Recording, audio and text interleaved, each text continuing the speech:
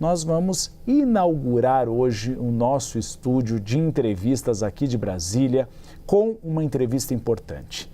A gente recebe aqui nos estúdios da Capital Federal o ministro da Secretaria-Geral da Presidência da República, Guilherme Boulos, que está ao lado da nossa âncora, Tainá Falcão, num cenário completamente novo, e dou a palavra para ela iniciar essa entrevista. Você me mandou para cá, Gustavo Uribe, falou, vai embora, vai lá, a missão está contigo, então a palavra está comigo também.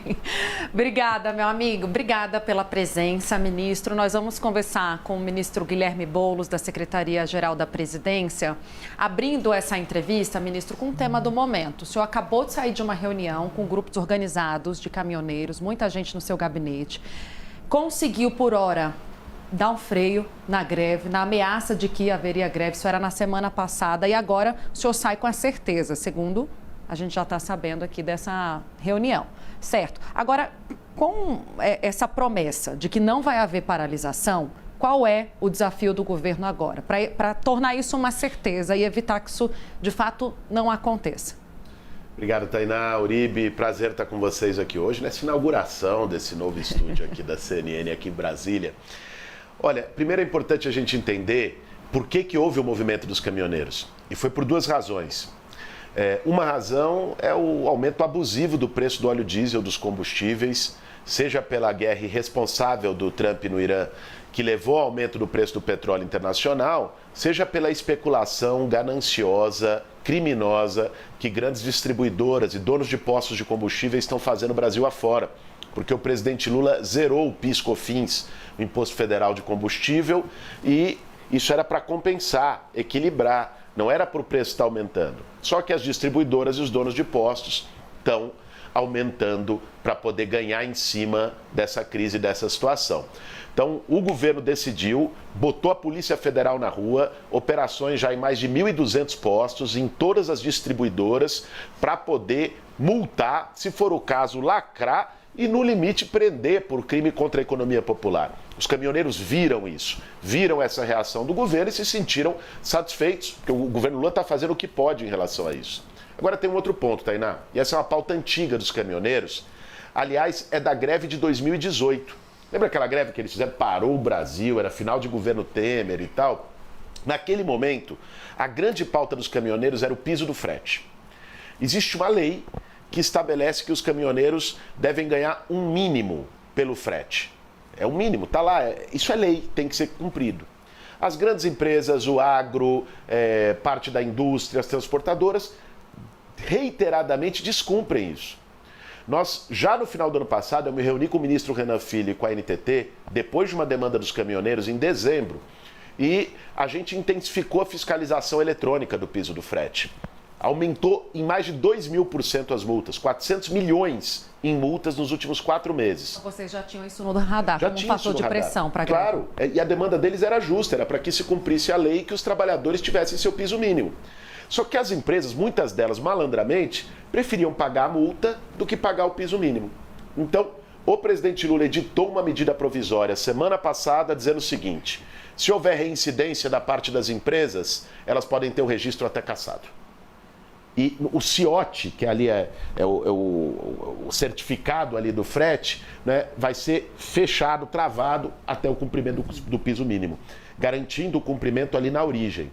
Ou seja, essas eram as demandas que os caminhoneiros queriam. Hoje eu me reuni com caminhoneiros de todo o Brasil, os do Porto de Santos, as confederações, as associações nacionais deles, junto com o presidente da NTT, e eles próprios anunciaram que não tem por que ter paralisação, ter greve nesse momento, embora, e aqui é importante dizer, um grupo oportunista de bolsonaristas queriam incentivar, insuflar, para fazer politicagem, para levar o caos e fazer politicagem em cima disso, mas as lideranças dos caminhoneiros entenderam que se a pauta dos trabalhadores estavam sendo atendidas, a pauta das associações estavam sendo atendidas, não tinha por que fazer a paralisação. Agora a medida provisória vai para o Congresso, e aí o compromisso que a gente fez com eles é de evitar retrocesso, porque no Congresso vai ser uma outra batalha com muito lobby das grandes empresas para tentar derrubar pontos da MP. E nós assumimos o compromisso do presidente Lula, que nós vamos lutar pelo texto da medida provisória que foi editado e para que não tenha nenhum retrocesso e o direito dos caminhoneiros reconhecido.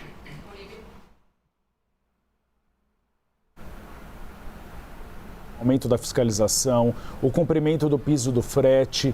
Tem alguma outra medida que os senhores estudam para evitar a greve dos caminhoneiros e tentar diminuir o preço da gasolina e do diesel? Porque o Ministério da Fazenda, por exemplo, ofereceu contrapartidas para a redução do ICMS, mas os governos estaduais estão um pouco resistentes ainda.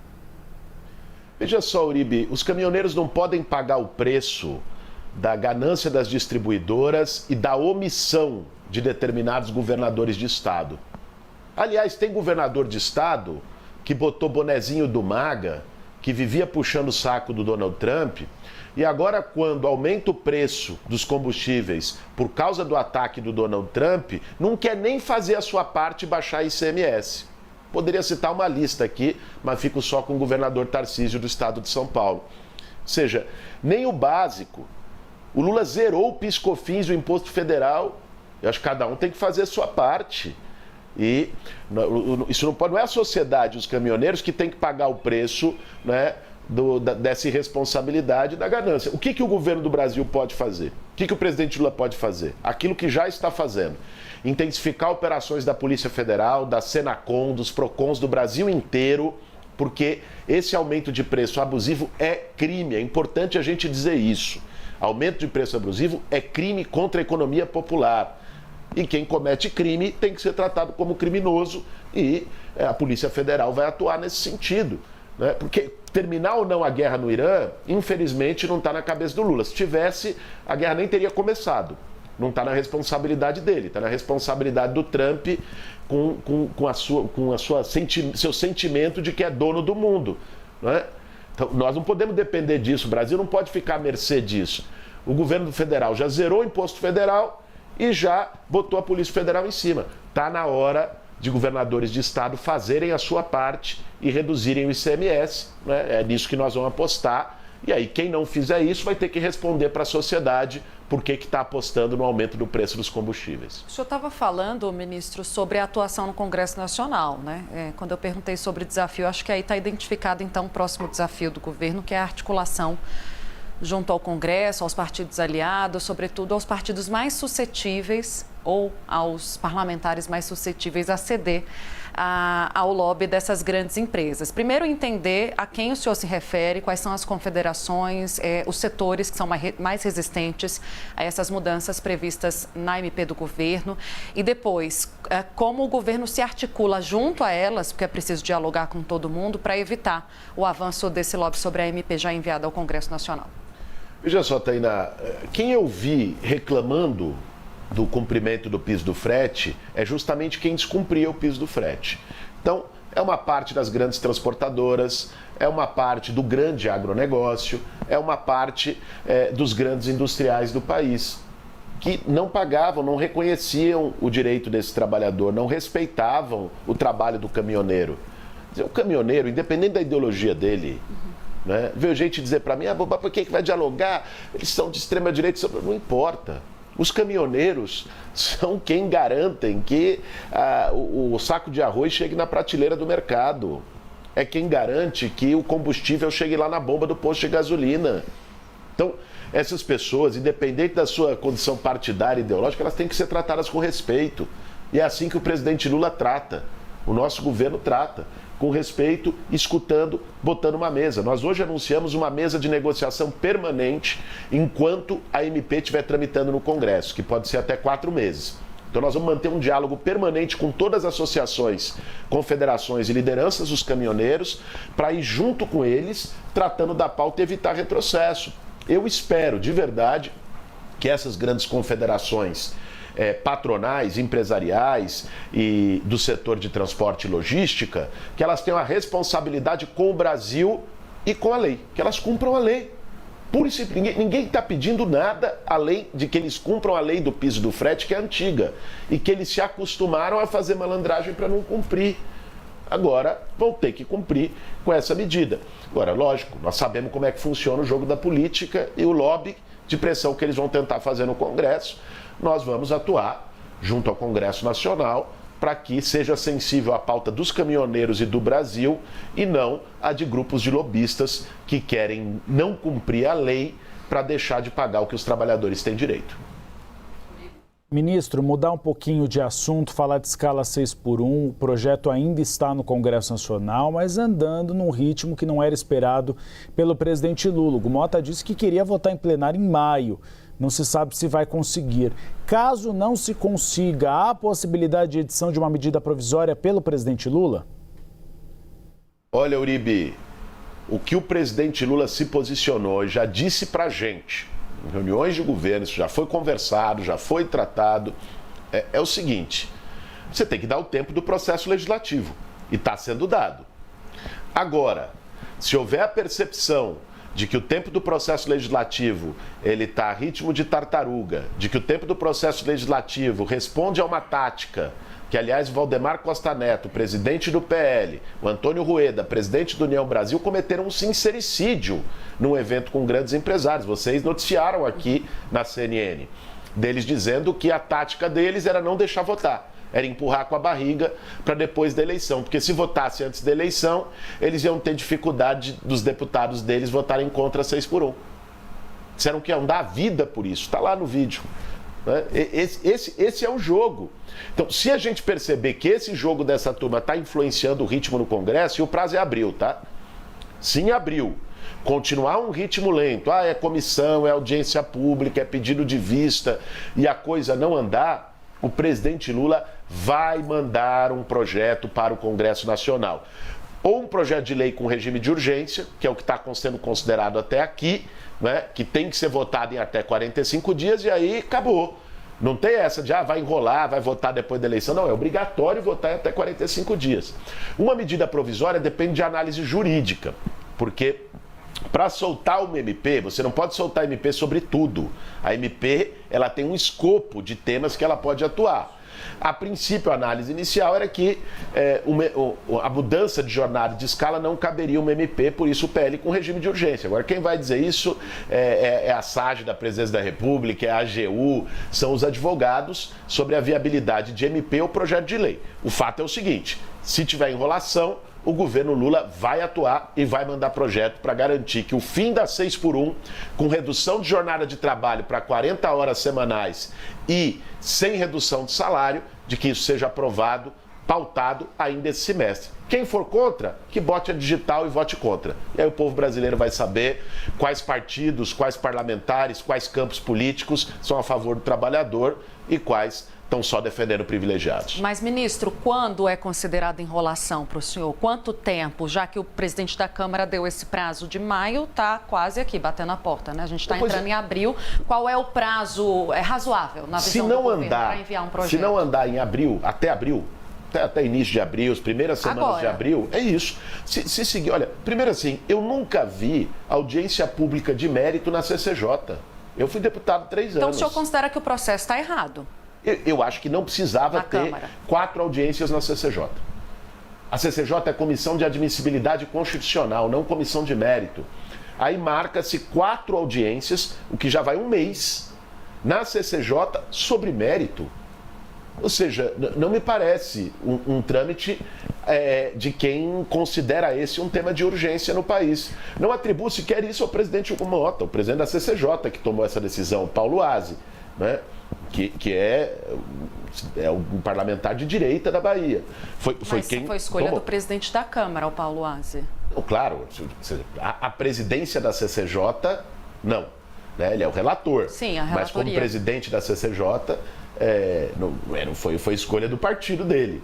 Agora, o fato é o seguinte: não andando em abril, né, o governo vai ter que atuar, porque nós não vamos ficar reféns de uma tática sorrateira de Valdemar Costa Neto e dos bolsonaristas que querem que o projeto caduque, seja empurrado com a barriga, passe a eleição, para aí eles poderem dar um golpe nos trabalhadores brasileiros e não aprovar. Então, só para deixar claro, se não avança nas primeiras semanas de abril, o governo já tem um projeto de lei com regime de urgência para enviar? O governo já está construindo, o texto se constrói dentro do governo, tem que passar por SAGE, tem que passar pelos ministérios todos, mas se não houver isso, terá um projeto em torno desses 3 temas que eu mencionei. Fim da 6x1, máximo de 5x2, redução de jornada máxima semanal de 44 para 40 horas, sem redução de salário. Deixa eu passar para o Uribe. Eu me estendi aqui, Uribe, no assunto, porque é interesse para toda a população, para todos nós, que a gente vem até tratando com o ministro já há bastante tempo para entender se vão priorizar a PEC que hoje está lá na Câmara dos Deputados ou se vai ter esse projeto de lei de regime de urgência. Ficou mais claro, então, qual é o prazo razoável para o governo, meados de abril. Contigo, Uribe. Pode se estender, Tainá Falcão, é para esclarecer para a gente exatamente qual é a proposta do governo. Ministro, o senhor está cuidando também da questão dos aplicativos, de alguma regra básica para garantir direitos, tanto aos entregadores de comida, por exemplo, ou aos motoristas de aplicativos. Tem algum projeto já mais azeitado, algum tipo de piso mínimo de pagamento? Pessoal, Uribe, aliás, hoje teve manifestação em São Paulo dos trabalhadores de aplicativo e uma das pautas era justamente o aumento da remuneração do iFood, né, dos entregadores, no caso os motoboys, pedindo aumento da remuneração, que é um dos pontos que nós estamos defendendo, que o presidente Lula acolheu, né, que gerou muita fake news, porque a gente falou, nós defendemos que os trabalhadores ganhem R$10 por entrega, né, de delivery. Aí o pessoal falou, nossa, isso vai dobrar o preço, triplicar o preço. O que não se falou é que os trabalhadores já recebem hoje R$ 7,50. Esse é o piso, é a taxa mínima, como se chama, o piso, né? Então nós estamos propondo um aumento de R$ 2,50, que não é uma coisa que nós tiramos da nossa cabeça, é a demanda e a luta dos trabalhadores pela qual eles estão na rua. Simples assim. Não tem cabimento. O iFood, que tem lucros bilionários, sobretudo cobrando taxa dos restaurantes de cada pedido. Imagine, são milhões de pedidos por dia e eles ficam com 28%, 30% de cada pedido e não podem pagar R$ 2,50 para o entregador. Quer dizer, isso não faz sentido. Nós estamos brigando isso em relação a isso. Aliás, hoje parece também que está tendo protesto em São Paulo porque o Detran de São Paulo, de uma maneira absurda, soltou uma exigência de que esses trabalhadores tenham que fazer cursos pagos, chegou a aprender moto com validade, um negócio assim bizarro. Eu acho que o governador Tarcísio de Freitas, secretário de Transporte Estadual de São Paulo, tem que se explicar sobre isso. Agora, ontem, Uribe, nós fizemos o anúncio do resultado, né, do relatório do grupo de trabalho que há 3 meses eu, o ministro Marinho e outros ministérios conduzíamos junto com os trabalhadores de aplicativo. E queria dizer para vocês das 4 medidas que já foram tomadas, porque uma coisa é a mudança da legislação, e nós estamos brigando, mas ela passa pelo Congresso. O governo já deixou claro qual é o seu lado e a sua posição, e está defendendo o aumento da remuneração para o motorista de Uber e para o entregador de iFood, 2 rodas e 4 rodas. Agora, ontem nós anunciamos 4 medidas que não dependem de mudança de lei, que é o próprio governo que já está fazendo. Primeiro, nós vamos fazer a partir de agora, foi assinado ontem um acordo de cooperação entre a Secretaria-Geral da Presidência da República, o governo Lula, com a Fundação Banco do Brasil, para 100 pontos de apoio nas principais cidades do país, onde estão concentrados motoristas de Uber e entregadores. Tainá, hoje eles não têm ponto de apoio. Se ele precisa usar o banheiro... Assim, para necessidade básica. Precisa usar o banheiro, tem que pedir favor para um comerciante, ficar se humilhando, para poder se alimentar, para carregar o celular, que é um instrumento de trabalho, né? Para descansar um momento. Então vão ter 100 pontos de apoio, já com início de implementação imediata, num convênio nosso com a Fundação Banco do Brasil, para atender uma pauta desses trabalhadores. Isso não precisa de mudança de lei, o Lula já está fazendo. Segundo, ontem foi assinada a portaria, publicada hoje em Diário Oficial, pelo Ministério da Justiça, né, a Secretaria de Proteção ao Consumidor, que é o seguinte: a partir de agora, né, tem 30 dias para passar a valer, para eles se adaptarem. Quando você pedir um iFood, Tainá, na sua casa, vai receber na nota fiscal, vai ter que ter a transparência. Quanto que o restaurante está ganhando do seu pedido, quanto que o entregador está recebendo do seu pedido e quanto que o iFood está levando. Aí vai acabar essa historinha deles dizerem, se pagar um pouco mais para o entregador, o preço vai ficar inviável. Toda a sociedade vai saber. Toda a sociedade vai saber, Tainá, quando você ou o Uribe pegarem um Uber para ir para algum lugar, do quanto você está pagando, quanto fica para o motorista e quanto que a plataforma está tomando para ela sem ter nenhum gasto, porque a gasolina é do motorista, o carro é do motorista, o trabalho é do motorista, a manutenção é do motorista. Então, a partir de agora é transparência total. Essas empresas que se colocam, nós estamos gastando demais, vamos aumentar o preço se o trabalhador ganhar mais, agora a sociedade vai saber. Então, está tirado, foi estabelecido ontem, já publicado no Diário Oficial. Terceiro, nós vamos ter uma mesa de diálogo permanente com os trabalhadores de aplicativo no Brasil. Ministério do Trabalho e Secretaria-Geral da Presidência da República, um diálogo ouvindo as demandas deles e atendendo às demandas deles. Um canal permanente entre o governo Lula e os trabalhadores de aplicativo. E por último, uma definição do Ministério da Saúde. Pode parecer besteira, Tainá, mas é muito importante. Hoje, quando um motoboy, são muitos acidentes por ano, milhares, alguns acidentes fatais. Quando o motoboy vai para uma UPA, para um pronto-socorro ser atendido, o prontuário dele é preenchido como acidente comum. A partir de agora, o Ministério da Saúde deu orientação para o SUS de maneira geral. Quando o motoboy que estiver em serviço, trabalhando com a sua bag, entregando comida, sofrer um acidente, vai constar como acidente de trabalho no prontuário. Mas o que muda nisso? Muda que esse motoboy vai poder atuar na Justiça do Trabalho para reivindicar os seus direitos diante do acidente do trabalho. Então, essas 4 medidas já foram anunciadas, tomadas e assinadas ontem pelo governo do presidente Lula como resultado do nosso grupo de trabalho. Ministro, vou rodar um pouquinho o assunto para a gente falar de desafios em ano eleitoral, de pautas que acabam se impondo e podem ser ali um problema para o governo. Imagino que vocês já estão tratando disso com o presidente Lula. Estou falando da decisão recente do ministro André Mendonça, vai a plenário ainda, mas de prorrogar a CPMI do INSS.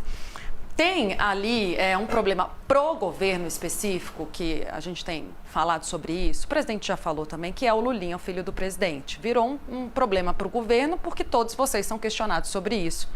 Existe já manifestações do presidente da República que eu imagino que ele tenha repassado para vocês, né? A impressão que ele tem sobre como o assunto tem sido explorado. Qual é o nível hoje de desconforto do presidente Lula em relação a esse assunto? Já sabendo que ele conversou com Lulinha, que ele acredita que o filho é inocente, como é que o governo deve se portar em relação a isso diante da prorrogação que vai explorar cada vez mais o assunto em ano eleitoral? O senhor, né, diante das informações que o presidente Lula já repassou à equipe, se sente seguro em dizer que o filho dele é inocente? Eu adoro ser questionado sobre esse tema, Tainá. É zero desconforto. Porque esse tema do Fábio, do Lulinha, ele mostra uma das grandes diferenças entre o Lula e o ex-presidente, que estava na papuda até ontem e hoje está em prisão domiciliar. Sabe por quê? Quando o filho do Lula foi colocado na investigação, no caso do INSS, o Lula foi questionado e ele disse o seguinte: se meu filho for investigado, que responda, se dever, que pague. Foi isso que o Lula disse. Quando o seu Flavinho Bolsonaro, que agora é candidato a presidente da República, estava sendo no governo do papai dele, investigado por milícia, rachadinha, Queiroz, lavagem de dinheiro em loja de chocolate, o pai dele deu surto em reunião ministerial, mandou trocar o diretor da PF e mudar o ministro da Justiça, porque ele não ia ver os filhos dele pagarem no governo dele serem... Então, ou seja, tá aí a diferença para a sociedade ver a olho nu e avaliar. Um lado investiga, doa quem doer. O outro lado passa pano para os familiares. Foi assim no INSS, foi assim no Master. No caso do Banco Master, quando chegou numa das 24 reuniões que o Vorcaro teve com o senhor Campos Neto, indicado pelo Bolsonaro para presidir o Banco Central, quem é que autorizou a operação do Master em 2019? Campos Neto. Quem é que, mesmo depois das denúncias de CDB a 160%, de falcatrua, ficou quieto e botou dentro da gaveta? Campos Neto. Quando chegou no governo do presidente Lula, veio a denúncia, Galípolo, indicado pelo Lula, mandou liquidar o Master. Então, a diferença está aí. Quando você não investiga, Tainá, não tem corrupção, né? O cara pode ser o cara mais sujo do mundo, corrupto, ladrão, bandido. Se ninguém investiga ele vai andar na praça pública como o rei da honestidade. A diferença é que um governo não queria investigar e blindou. blindou os seus e os seus parceiros. O outro governo investiga. Mesmo quando chega ao filho do presidente da República, a declaração do presidente é: investigue. E a Polícia Federal está investigando. Essa diferença, para mim, diz tudo. Por isso não existe nenhum desconforto em debater esse tema no governo e com o presidente Lula. O senhor acha que ele deveria falar? O filho do presidente deveria vir a público se explicar? Eu não sou conselheiro familiar. Eu acho que ele deve agir do jeito que ele achar mais conveniente. O sigilo dele está aberto, né? Inclusive com vazamentos ilegais. Não se encontrou, pelo menos até agora, do que se publicizou do sigilo dele, nada ilegal. O que se falava lá de mesada e não sei o que, não apareceu no que foi publicizado. Então, eu acho que ele deve falar no momento que ele achar conveniente. É uma decisão pessoal dele, a acusação está sobre ele, ele tem o direito de se defender como qualquer cidadão, tem o direito à presunção de inocência como qualquer cidadão e de definir o momento que ele fala e o que ele fala. Uribe? Ministro, a gente gostaria de falar mais assuntos com o senhor, a desistência do Ratinho Júnior, Flávio Bolsonaro nas pesquisas, mas a gente foi avisado que o senhor tem uma reunião agora. Eu agradeço a presença aqui nos estúdios da CNN Brasil. O senhor inaugurou os estúdios de entrevista. É uma honra tê-lo por aqui. Nós conversamos com o ministro da Secretaria-Geral da Presidência, o Guilherme Boulos. Espaço sempre aberto para o senhor. Obrigado, viu, Uribe? Eu até brinquei com o Daniel Rittner aqui, que tá cheirando carpete de carro novo, né? Aqui o estúdio aqui da CNN. Obrigado aqui pela oportunidade da gente falar dos temas do governo Lula. Sempre um prazer estar com você, com a Tainá e com a audiência da CNN. Excelente fim de semana para vocês, resto de semana para vocês, que ainda temos quinta e sexta aqui para batalhar. Eu vou aí daqui a pouco, porque meu carro é de 2012, tá velho, não tem esse cheiro há bastante tempo, pelo menos para sentir, para eu ter uma desculpa para comprar um carro novo, ministro. Tainá Falcão, vem para cá que eu tô sentindo sua falta. Obrigado, ministro, espaço aberto.